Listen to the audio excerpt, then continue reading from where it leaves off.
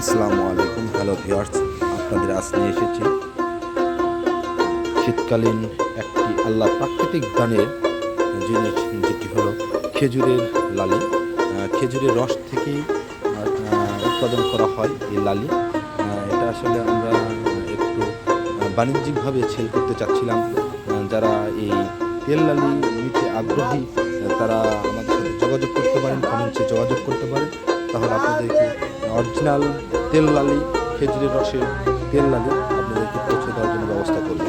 এটা আসলে বগুড়ার একটি ঐতিহ্যবাহী আল্লাহর প্রাকৃতিক নির্দেশন স্বরূপ খেজুরের রস হতে তৈরি উৎপাদন করা হয়।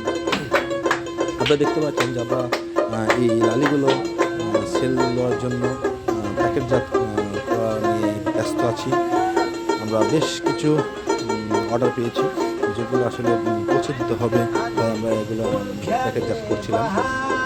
প্রতি কেজি আসলে আমরা বাজার দরের সাথে মিল করেই সেল করার চেষ্টা করছি। তবে আমাদের এই লালিটা আসলে মানসম্মত, একদম অরিজিনাল, নির্ভেজাল। আপনারা যে কেউ একবার যদি এটি ক্রয় করে খেতে পারেন তাহলে অবশ্যই আবার আমাদের সাথে যোগাযোগ করবেন, এই বলে এটা আমরা আশা রাখি।